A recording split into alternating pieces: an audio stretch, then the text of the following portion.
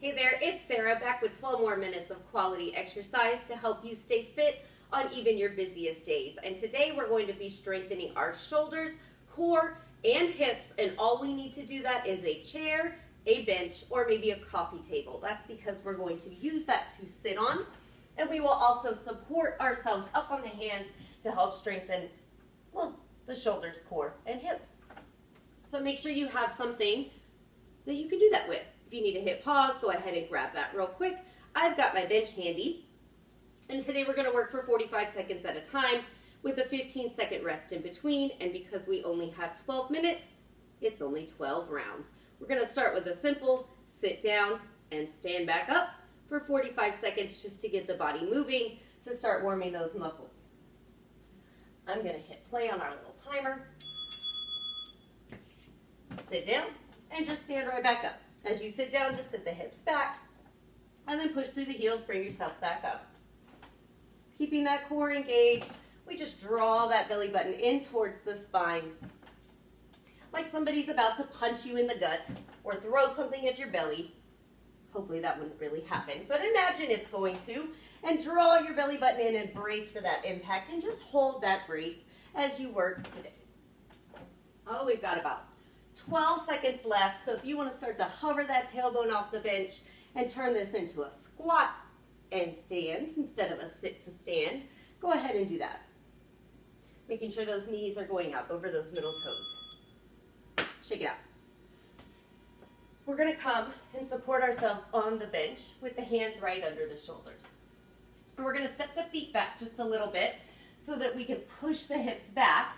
And then as we come forward, we're going to bring the hips down and the shoulders over the wrists. So push the hips back behind the heels and then bring your shoulders forward over the wrist, hips down. We've got that brace in the belly, that belly button pulled up tight. And you choose the range here. Maybe you're going to step back further and increase it. Maybe you need to step in closer and decrease it. Try lifting the heels at the top and bringing all the weight into the upper body. Bring the hips down and then try to bring the weight off of the toes as much as you can. 5 more seconds. Next move is going to be from here. And we're just going to bring those shoulders over the wrist, and then we're going to drop the knees down towards the floor under the hips. Little hover, and then push those hips back just a little bit. So core is tight, shoulders are engaged, and we just bring our weight forward, knees hover off the floor, and core is tight, and you hold as long as you'd like before going back. So if the wrists are feeling tired already, take a little longer break back here. If you're feeling strong in the shoulders, wrist, and core, hold here just a little bit longer. Bring those hips forward. You choose how long the holds are in both directions. Belly button is up tight, shoulders are back. Keep breathing as you move. You got another 15-second rest coming your way. And we're going to stay over here supported. So shake out those wrists, circle them. Your next move, little bend in one leg. The other leg is going to lift up and back. So we're going to start with those knees parallel, and then we're going to kick up and back through the heel. Lifting that heel back and up without lifting that hip. Strong through the shoulders. Little bend in the standing leg.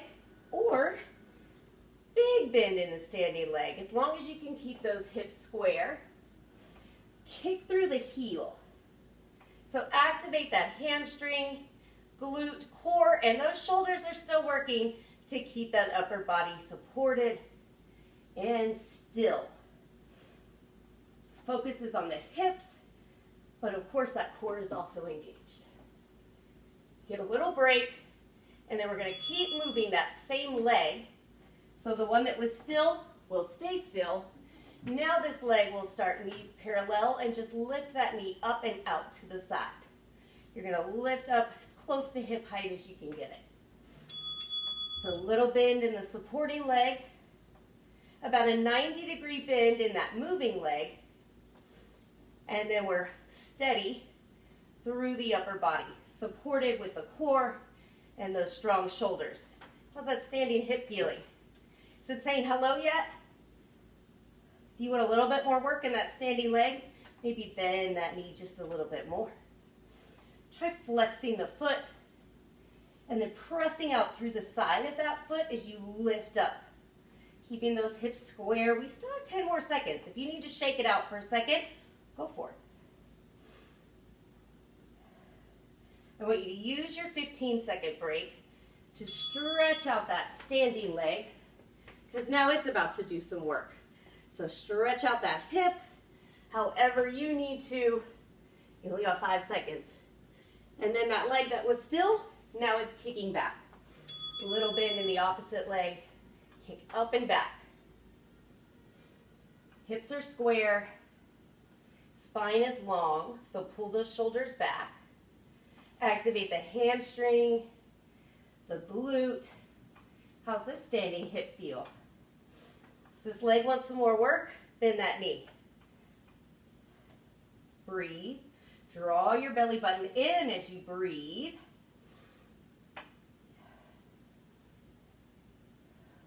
Got about 10 seconds left. Hips should be on fire. If not, increase that range because you've got another 45-second round. Shake it out. This time, up and out to the side. Hips square, shoulders square, core on. Start with those knees parallel. Flex the foot up and out. Up and out. Like a dog at the fire hydrant. Up and out. If you want more, we bend more, we lift higher. If you need a break, shake it out. This is a lot of work for those hips and glutes. Breathe through it with that strong core. 15 more seconds.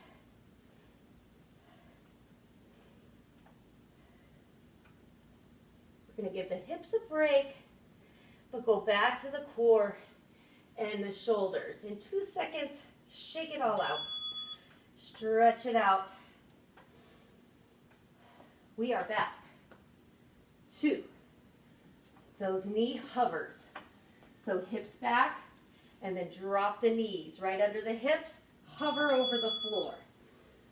Shoulders come over the wrist. Engage the glutes. Engage the core. And you choose how long the break is. You choose how long the work is. You've got 25 more seconds. Shoulders back and down. Still breathing.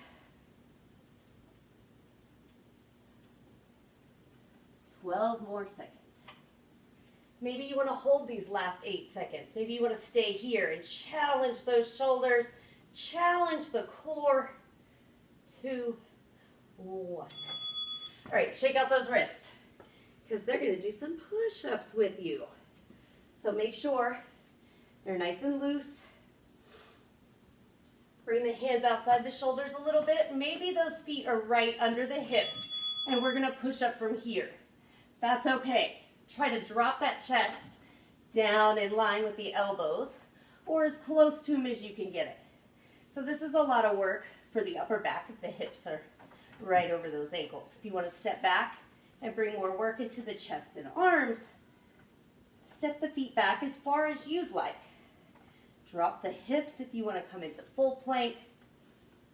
18 more seconds. Can you come to a 90-degree bend with the elbows? Maybe slow it down and check. Push through the palms, bring yourself up. You've only got 5 more seconds. And then we're going to sit on the bench and shake out the arms. Woo. All right. We've got some dips coming at you, so make sure those wrists are loose. If they're feeling really tired, take the hands behind you and you're going to lean into those arms, pulling those elbows towards each other, keeping the shoulders down. If you want a full dip, you're going to bring those hips in front of your seat, elbows in, fingers forward, shoulders back and down. Try to keep the weight off of the feet and into the arms. So if you find yourself really struggling with that, take a seat, lean into it. You've got 20 seconds. Make sure the weight is in the arms and then squeeze the back of the arms as you come up. And then guess what? 2 more rounds. That's it. We're into the last 2 minutes of this workout.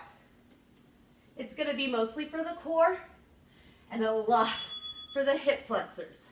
So we're going to stay on our seat. Make sure you're at the front of your seat because you're going to lean back. And we're going to pull the knee in as we sit tall and then kick our foot out as we sit back. So up and out. Pull the knee in, then kick out. Of course, that core is on.